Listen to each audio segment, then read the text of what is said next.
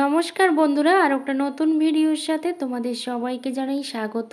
আমি অনুমিতা, সুন্দরবনের একটা ছোট্ট গ্রাম থেকে আজকে আরও একটা নতুন ব্লগে তোমাদের সবাইকে স্বাগত জানাচ্ছি। আর এখন বাজে ওই ভোর 5:30টার কাছাকাছি। তো আমি উঠি প্রায় 4:30টার কাছাকাছি। তারপর কিন্তু একটু ফোনে অন্যান্য কাজ করতে করতেই কিন্তু টাইমটা হয়ে যায়। তারপর যে প্রত্যেক দিন আমি এরকম টাইম থেকে কাজটা স্টার্ট করি সেটা কিন্তু নয়। মাঝে মধ্যে কিন্তু আমি অনেকটা ভোরে ভোরে উঠেও কিন্তু কাজটা শুরু করে দিই। গ্রামের মানুষজন বুঝতেই পারছো, মানে 5টার সময়ও ভোর হলেও ভাবি যে না, অনেকটাই লেট হয়ে গেছে। আবার যখন শীতকালে 7টা সময় থেকে যখন স্টার্ট হয় কাজগুলো, তখনও ভাবি কি অনেকটাই লেট হয়ে গেছে। সত্যি কথা, আমাদের হাউসওয়াইফদের না মনে হয় 24 ঘন্টা কাজ করতে পারলেই হয়তো সব থেকে ভালো হতো। যাই হোক, এই দিকে দেখো ঝাড় দিয়ে কিন্তু এই পর্যন্ত নিয়ে এসেছি।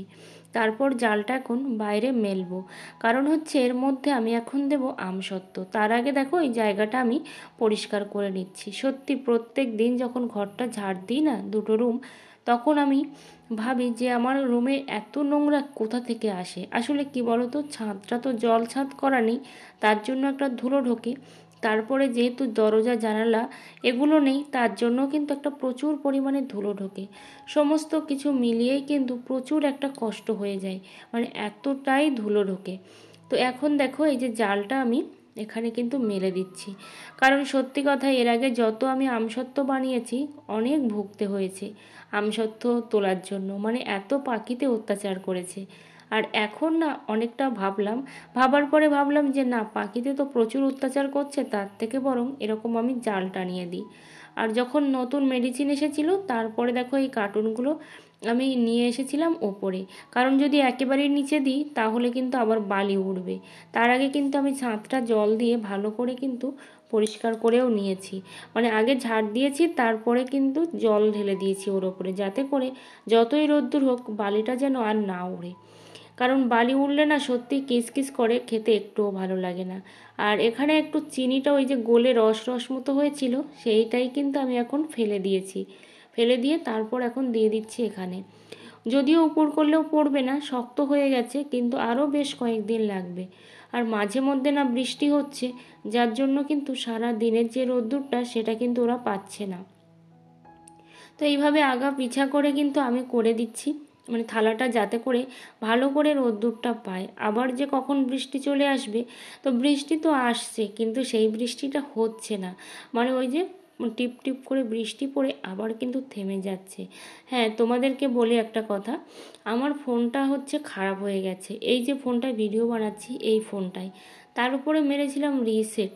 এবার রিসেট মারার পরে কি হয়েছে বলো তো, আমার যাবতীয় যা ডকুমেন্টস ছিল টোটালি তো চলে গেছে, সমস্ত স্মৃতি, মানে ফটো থেকে শুরু করে যা যা দরকার মানে ছিল ওর মধ্যে টোটালি কিন্তু চলে গেছে। তারপরেও সমস্যা কি, আমি যে ভিডিওগুলো বানাচ্ছি সেই ভিডিওগুলো না যখন আমি এডিট করার জন্য নিয়ে যাচ্ছি, ওখানে দেখছি কোনো রকম সাপোর্টই করছে না, বলছে রিস্টোরও হচ্ছে না, অপশানই দিচ্ছে।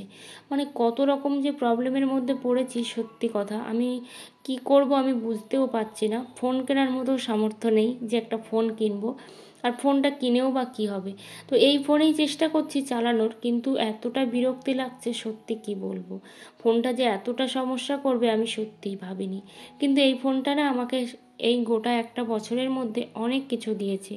গত বছর ফেব্রুয়ারিতে কিনেছিলাম আমি ফোনটা, আর এই ফেব্রুয়ারি চলে গেছে, তারপর হচ্ছে মে মাস।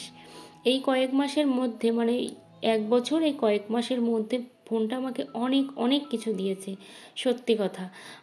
তো সেই জন্য না ফোনের প্রতি একটা আলাদা মায়াই আছে। আর তাছাড়াও মাত্র 1 বছর বয়স, সেই ফোনটা আমি কি করে কোনো কিছু করি। তা এত বিরক্তি করছে ফোনটা, মানে কি বলবো। আমি ভিডিওগুলো করছি, সত্যি এত ভালো ভালো ভিডিও করছি, করার পরে দেখছি এডিট হচ্ছে না, মানে সত্যি তখন যে এত খারাপ লাগে যে কি বলবো। রিসেট মারলাম, সবই তো চলে গেল। যাই হোক, এখানে মাছগুলো দেখো লবণ হলুদ মাখিয়ে নিচ্ছি। আর এটা হচ্ছে আজকেরই মাছ, তো লবণ হলুদ মাখিয়ে এটা হচ্ছে এখন ভেজে নেব। আর এটা হচ্ছে পরের দিনের ব্লগ। প্রথমটা কিন্তু ফার্স্ট আলাদা একটা দিনের ব্লগ ছিল, আর এটা হচ্ছে পরের দিনের ব্লগ। মানে আগামীকালের যে ব্লগটা ছিল তার মধ্যে ওই কটা পার্ট ছিল, সেই কটা পার্টই তোমাদেরকে দেখিয়েছি। তারপরে বললাম না সাপোর্ট করছে না, তো সে তার জন্য নিতে পারিনি। তো এখন দেখো ভাতটা হয়ে গেছে অলরেডি, উপর দেবো। আর আমার হাজব্যান্ড এখানে একটু আমাকে হেল্প করে দিচ্ছিল, কারণ এই যে বসে একটু হেল্প করে দিচ্ছিল। এবার বললাম যে না থাক, এবার হেল্প করেছে অনেকটা, এবার রান্নাবান্নাটা আমি সেরে নিই। কারণ ওই যে অনেকটা মানে কেটে কুটে গুছিয়ে আনতেও তো একটা সময় লাগে। আর সাথে যারা উনুনে রান্না করো তারা অবশ্যই জানো যে উনুনে কতটা প্রবলেম হয়। কারণ গ্যাসে হলে একটু প্রবলেম হলে সেটা না হয় অফ করে রেখে দেওয়া যায়, কিন্তু উনুনে তো সেটা হয় না। তো এক সাইডে দেখো ছোলা কচু না মান কচু, এটা বোধহয় মান কচুই বলে, সেটাই কিন্তু দিয়েছি। আর একটা সাইডে কিন্তু এখন আমি মাছ ভেজে নেব। আর কড়াইয়ের একটা ডান্ডা নেই, তো এইটা আমি উনুনেই রান্না করি না, আমি গ্যাসে রান্না করি। কিন্তু ভাবলাম যে না, অনেকটাই টাইম লেগে যাবে একটা উনুনে রান্না করতে গেলে, তার থেকে বরং দুটো উনুনেই দিই। এক সাইডে মাছ ভাজতে থাকুক আর এক সাইডে অন্য তরকারিগুলো হতে থাকুক। আর ওই যে যখন প্রয়োজন হয় না তখন কিন্তু অনেক কিছুই পাওয়া যায়। এত জোরে উনুনটা জ্বলছে যে আমি না পুরো পাগল হয়ে যাওয়ার মতো লক্ষণ। কোন কাজটা আগে করব আর কোন কাজটা পরে করব সত্যিই বুঝে উঠতে পারছি না।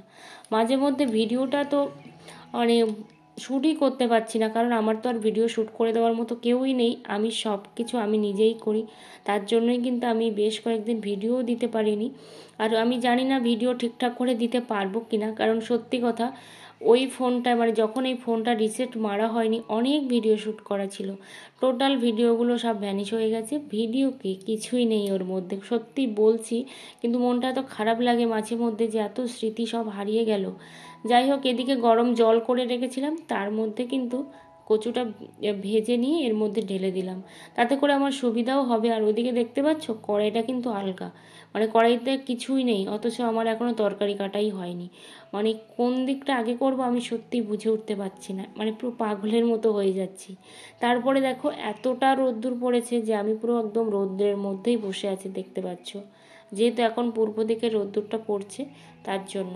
এখন বাজে ওই 7:30টার কাছাকাছি। রান্নাটা বসিয়েছি 6টার সময়, আর এখন অলরেডি 7:30 বেজে গেছে। আর গা দিয়ে মুখ দিয়ে যে এত জল বের হচ্ছে, সব থেকে মাথা দিয়ে বেশি। তোমরা যে যেখান থেকে আমার ব্লগটা দেখছো অবশ্যই আমার পাশে থেকো আর আমাকে সুন্দর একটা কমেন্ট করে দিও। আর আমার যদি কোথাও ভুল হয়ে থাকে অবশ্যই কিন্তু ক্ষমা করে দিও। দেখো এখানে পরের দিন আমসত্ত্বগুলোও মেলে দিয়েছি। দেখো বন্ধুরা, দেখতে পাচ্ছ নদীর মুখে, আর এটা হচ্ছে নদীর যে কি ছোট ছোট মুখ বলে সেই মুখে দেখতে পাচ্ছ সব মাছ ধরছে কিন্তু। আর ওখান থেকে কিন্তু বাঘও পার হয়, ওই ওই জলটা কিন্তু ভর্তি থাকে। দেখতে পাচ্ছ কত মানুষ রিস্ক নিয়ে তবেই কিন্তু এরকমভাবে নদীতে মাছ ধরে। আর পরিবেশটাও দেখো অসম্ভব সুন্দর লাগছে কিন্তু। আর এখন ওই 9টার কাছাকাছি বাজে, দেখো মনে হচ্ছে যেন আমিও নেমে যাই এখানে। আর এইটা হচ্ছে আমাদের সুন্দরবনের জঙ্গল, আর এইটা হচ্ছে আমাদের পাড়। এই যে দেখো এখানে নৌকা তৈরি হচ্ছে, যেহেতু যাবে জঙ্গলে সবাই মাছ ধরতে, তো যার যখন প্রয়োজন তখন কিন্তু সে নৌকাটাও তৈরি করে। সকালবেলা এসেছিলাম নদীর পাড়ে, তারপরে দেখলাম যে নৌকা করে বানানো হচ্ছে। এই নৌকাগুলো কিন্তু মাছ কাঁকড়া এগুলো ধরতে যায়, তো সেই নৌকা। আর এখানে দেখো দুপুরবেলা আমাদের কি কি রান্না হয়েছে। দুপুর বলতে সকালেই রান্না হয়েছিল, মানকচু দিয়ে মৌরালা মাছ রান্না হয়েছে। আর এখানে ঢ্যাঁড়স দিয়ে আলু দিয়ে, সরি আলু নয়, ঢ্যাঁড়স দিয়ে মৌরালা মাছ রান্না হয়েছে। আর সাথে এখানে আছে দেখো কুমড়ো দিয়ে আলু দিয়ে রুই মাছ, বাটা মাছ, এগুলোই। তোমরা অনেক ভালো থেকো, অনেক সুস্থ থেকো, সবাই আমার পাশে থেকো।